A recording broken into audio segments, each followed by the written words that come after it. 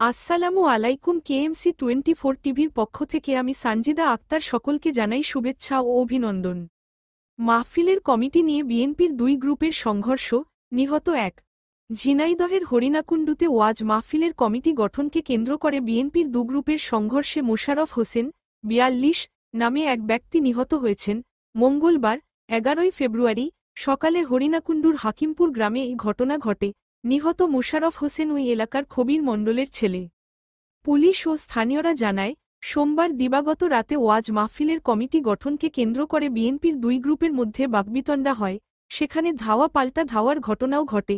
সকালে মোশাররফ নিজের কলা বাগানে কাজ করতে গেলে সাইদ হোসেন গ্রুপের সমর্থক সাইদ, মোস্তাক, অন্তরসহ ১০-১২ জন হানেফ মণ্ডলের সমর্থক মোশাররফের উপর ধারালো অস্ত্র নিয়ে হামলা চালায়। এতে ঘটনাস্থলেই মারা যায় মোশাররফ। খবর পেয়ে হানিফ, নাসির, রবিন, খালেক সহ অন্যান্যরা ছুটে আসলে সংঘর্ষ বাধে। এতে উভয় পক্ষের ৬ জন আহত হয়। হরিণাকুণ্ড থানা ওসিএমএ আব্দুর রউফ জানান, এই ঘটনায় এখন পর্যন্ত মামলা দায়ের করা হয়নি, তবে মহিন নামে একজনকে আটক করা হয়েছে। এলাকায় অতিরিক্ত পুলিশ মোতায়েন করা হয়েছে বলেও জানান তিনি।